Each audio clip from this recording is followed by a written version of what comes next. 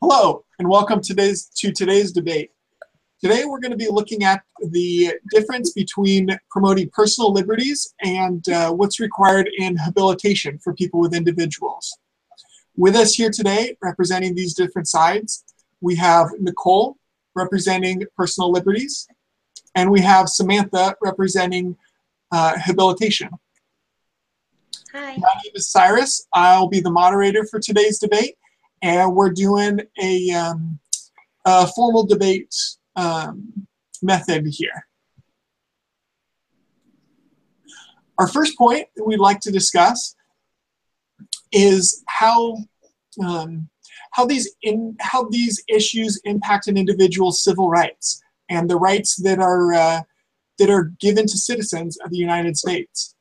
So Nicole, how do providing personal liberties to people with disabilities allow them their civil rights? Well, thank you, Cyrus. I'd like to first begin with a quote from the Constitution.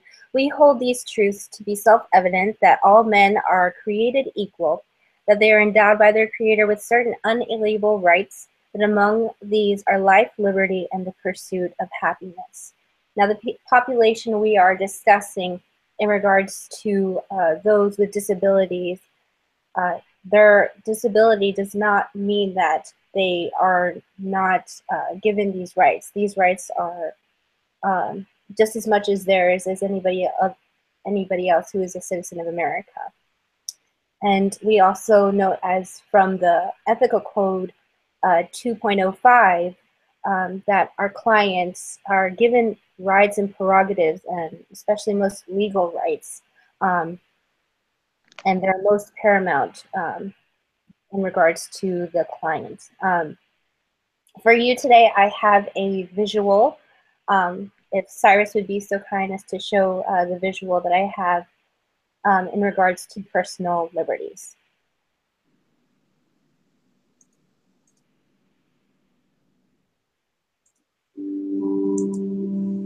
Legal capacity is a legal right to be able to make decisions in your own life. The right to make my own healthcare decisions, the right to make personal life and care decisions about where I'm going to live, who I'm going to live with, who my intimate partners are going to be, what I'm going to do with my money, how I'm going to manage my property. So we're talking about the stuff of daily life. But there's a whole group of people with intellectual and cognitive disabilities, who are denied this right on the basis that they don't meet the cognitive criteria for what it means to be a whole human being.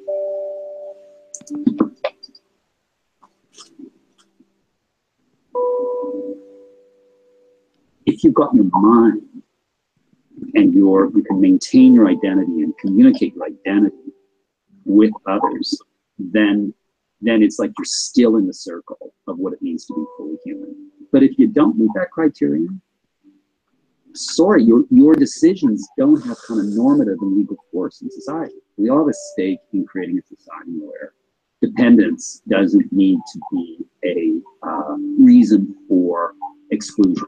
I was doing research in the area in the 80s of people who had been with really profound intellectual disabilities who had been institutionalized, and there had been a move to deinstitutionalize and support them to move to the community, and had been led in Western Canada by a group of parent leaders. To hear the stories of these parents talk about who their son and daughter was to them as a person in a way that I couldn't see it, but they actually knew them as people.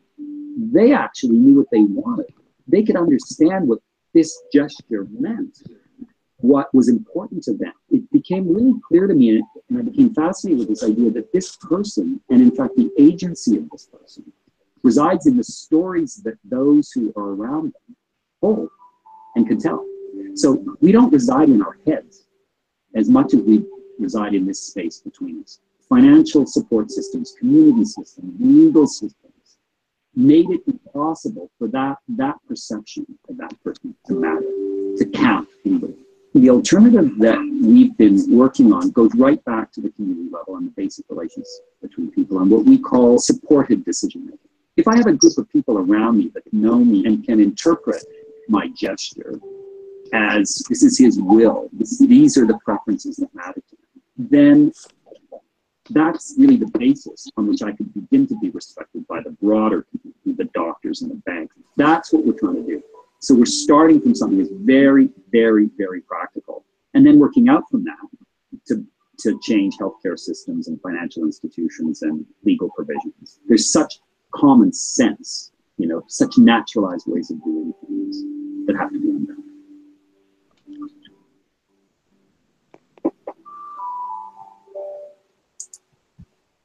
Thank you. Sorry. Second anything.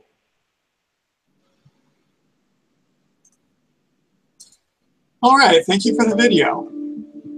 Oh, 1 second. Thank you for the video, and those will be attached. The links will be provided in the discussion board post for those videos as well. All right, our second point is supporting the habilitation model, and the U.S. has used a habilitation model for the majority of our history. This one's over to you, Samantha. How does this history support the use of habilitation for people with disabilities? Thanks, Cyrus. I'll go ahead and start off with some court cases in the history of habilitation. The court cases helped us get to where we are today and started conversations about the right to habilitate and kind of what that would look like for individuals with disabilities. So starting in 1971, a lot of you are familiar with the court case of Wyatt versus Stickney. This is when it was the right to habilitate was instituted. The case discussed refusing treatment or receiving individualized treatment. The ruling that individuals had the right to not only improve the skills through treatment, but that the treatment was in a less intrusive form. And in Olmstead versus LC, it was determined and defined more operationally what habilitation actually entailed for individuals with disabilities. And in a way, it discussed that the choices to habilitate did not violate personal liberties by having an individual choose to have access to community living facilities. So it was 2 women who actually wanted to go into a community living center, and they were refused the right to do so. So that's what Olmstead versus LC is. So talking about habilitation for individuals with disabilities and what that means, habilitation allows for an increase in demands and expectations by adults regarding personalized service and quality of life. There are 3 main components, which is independence, productivity, and community integration. We're not saying that by using these 3 goals of habilitation, we're not telling you, you just have to figure it out on your own. Through the use of habilitation, individuals are taught these skills and shown ways to foster them. By instilling these goals and skills, the individual is able to experience really, utmost quality of life. We want individuals with or without disabilities to feel safe, to feel accepted, and to be successful. And with habilitation, we're really able to do that. Habilitation allows individuals to focus on the natural environment, community-based involvement, work opportunities, and integrated living.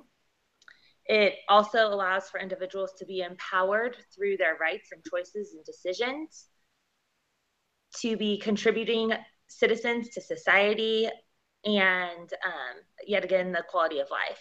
Here, coming up, Cyrus is going to play a video for you. In the video is Father Jim Clapper speaking about his son Bob, who has disabilities. And Jim will describe how Bob chose to work. He actually had the choice, so he chose to work in center work, and how Bob is thriving and integrated in society and the benefits that habilitation had on him. First and foremost, my parents. Bob is 29 years of age. He's basically in Minnesota. He grew up here. Went to school here, was integrated into the schools here in Mounds View.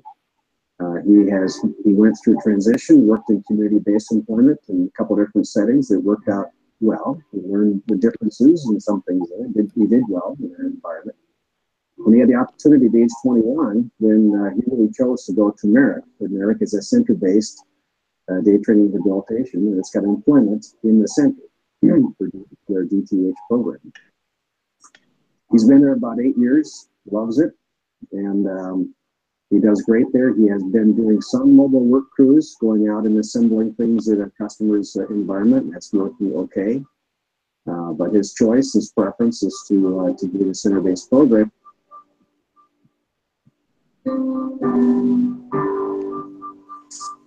I really dispute the assumption that a center-based employment setting is not integrated. He has a lot of activities. They have customs that come in. They have some other things. They recognize the customers that he's actually able to have contact with. They do other community things. They're out in the community 2 days a week. He's at Shelby Community Center after he goes to work.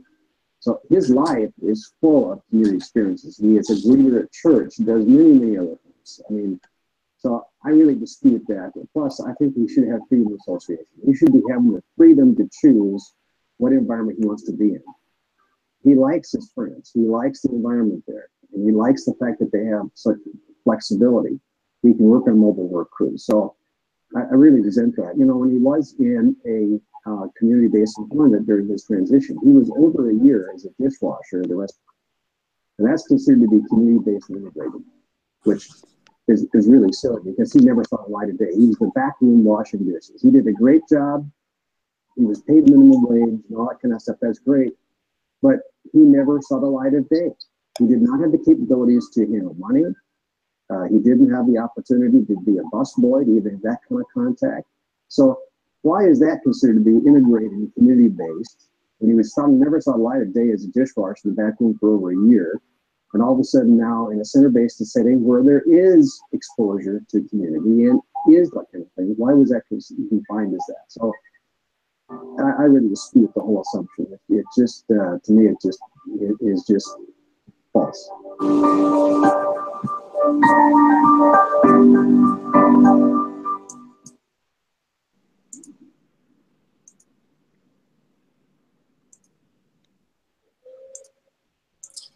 All right. Thank you. Samantha, do you have anything else to add on top of that? No, that is all. All right.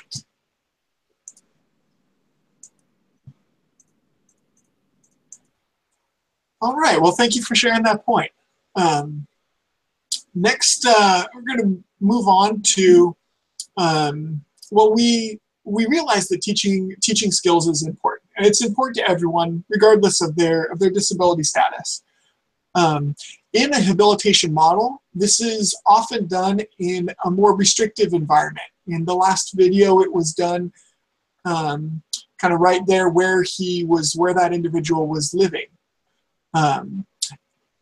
Nicole, how do an individual's personal liberties support the use of these skills in their community and in other environments?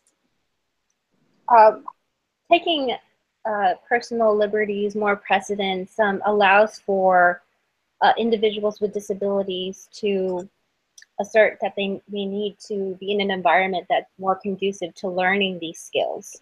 The issues that may arise in some of these institutions that claim habilitation is that the environment is often restrictive, and it actually may be a hindrance in the individual's ability to learn said skill, to have a better quality of life, for adaptability.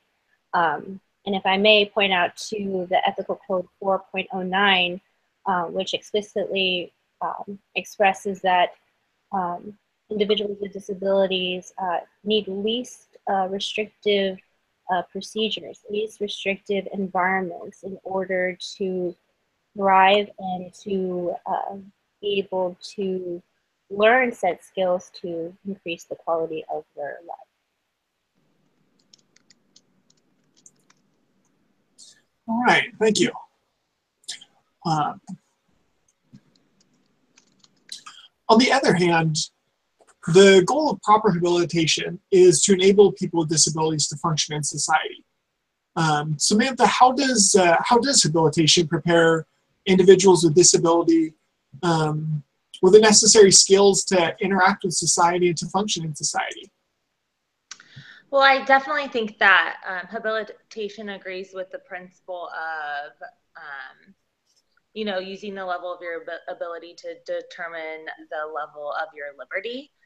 And I myself, I think of myself as a typically developing adult, although I may have a couple shortcomings. Just because I have the freedom to be a professional debater, like I am currently doing, it does not necessarily mean by any means that I would have the necessary skills to do so. The Bill of Rights is not saying that individuals with disabilities cannot enter society. The Bill of Rights is definitely saying that people with disabilities have the absolute right to enter society. Winter states that in the developmental of disabilities rights movement as a social problem solver, that problems that are encountered by people with disabilities is impairment or disability and stigmatization or marginalization. We have to replace oppression with empowerment and marginalization with full inclusion to really get individuals with disability in society as well. As I stated earlier, CNN speech and debate may not be my calling, just as it may not be for many of you. But we need to keep in mind the right to habilitate does not mean limiting personal liberties of individuals. Habilitations would help me decide how I could be integrated into the community with the utmost level of productivity and really offering choices and highlighting my strengths, and even subduing my weaknesses and focusing on my ability to be independent. We want to use habilitation in conjunction with normalization. And the main goal, again, is independence. Habilitation allows for future planning of not only short-term goals, but long-term goals as well. And it teaches skills for life, not only in the present, but in the future. It also supports the Behavior Analyst Certification Board Professional and Ethical Compliance Code for 2.09 treatment intervention, which states that effective treatment procedures have been validated as using both long-term and short-term benefits to clients in the society. Great. All right. Well, thank you. And those were two excellent points on each side. Next, we're going to move on to some of the attacking points and in trying to find some of the holes in each side of this. And our first attacking point was is taking another look at the history of habilitation in the United States. There has been a long history of habilitation, and within this history, there has been some abuse and improper treatment of individuals with disabilities in institutions and other facilities. Nicole, could you explore this a little further? Sure thing. That is correct. In fact, if I may point out the scandal that happened in 1972 in Sunland, Miami. So before this incident, places of habilitation that claim to provide therapeutic services to clients were further investigated and found that due to the lack of ethics and understanding individuals' rights to use less aversive and restrictive forms of habilitation, there were clients that suffered from physical abuse, and even some even died due to the abuses that were happening in this habilitation place. And this was, of course, a catalyst to regulate forms of behavioral therapy in terms of respecting clients' rights, as well as using more reinforcement-based procedures. Thank you. And then Samantha, what's your response to that? You know what, Cyrus, Nicole, I totally understand where you're coming from, but habilitation has really evolved since then. There's a lot of use of positive behavior intervention services and reinforcement as opposed to punishment that you're mentioning. Wyatt and Stickney really were the forerunners of that, with the least restrictive procedures now being implemented. And now there's a Code of Ethics 4.09, which discusses the least restrictive procedures to be used. And the program and modifications would be explained to the client, and consent would also be given. This trend really is when the shift from institutionalization switched to habilitation. That's how it originally started. So thanks for bringing that point up. All right, thank you. For our second attacking point, there's some people with disabilities who who will always need some kind of support. Samantha, in what ways does overemphasizing personal liberties forego these supports and potentially harm these individuals? You know what? Personal liberties really does fall short in not providing enough support for individuals to be successful throughout their life. We want to give freedom, but we also want to give control, choice, and be able to allow for them to make their own decisions within their habilitation programming, kind of as Jim Clapper discussed about his son Bob. Being too pro personal liberty can really disregard an individual and their limitations, and they just really still need additional support, and that's where habilitation comes into play. All right, thank you. And Nicole, what's your response to this? Those are good points, but I would like to say that personal liberties, or allowing for the client's personal rights and liberties allotted, does not mean that all support that is needed for a person with disability is completely removed. But it's allowing them to have some exercise of freedom as an individual. Obviously, we don't see that we should completely restrict the person, and that we should still give them the preferences that they are entitled to. We just want to be wary of not having society completely be in control of the individual that has those rights entitled to them. All right. Well, thank you. And those conclude our that concludes our attacking points. And really, yeah, most of the points that we have prepared for this debate. Our last section, as we were putting this together, we had a few questions from our audience. And this first question is going to be for you, Samantha. Do personal liberties differ when working with children versus working with adults? Yeah, I definitely would say that it differs between working with children and adults. Rights and personal liberties of individuals, we must ask ourselves, if the age grants an individual the ability to exercise their rights, and the lack of the ability of forming consistent and stable beliefs to determine whether or not really each choice has a consequence, and children might not recognize that their choices would have a consequence. And, it's due to the inability to make choices at all in certain instances. It is the same to focus on the rights of the children or adults, or to look at the structure and moral reasoning. Moral reasoning really has a lot to do with the difference in age between adults and children. And adults have, a role-dependent right. So just like a doctor would have a right that patients don't, or just as a person who has a license would have a certain right that a non-driver would. It's the same distinction between adults and children to those rights. Should a child's moral status be protected? Absolutely. Since children are human, they are entitled to human rights, but there are rights that an adult possesses that a child really cannot. Should children have rights? Absolutely, but their rights should definitely differ from one that an adult would have. All right, thank you for answering that. Our second question is for you, Nicole. How can choices be made available to individuals who have limited resources, whether that's limited financial resources or limits from Medicaid funding or other limits on their resources? Great question. So the great thing with progress of recent times that there's been more awareness of the rights for those with disabilities.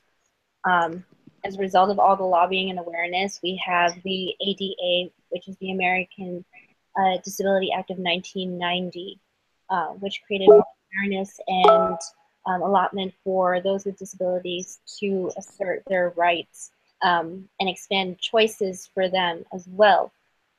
So For example, in the current state that I reside in Virginia, there is a lot of community-based services that are fairly open to those with disabilities and have limited funds.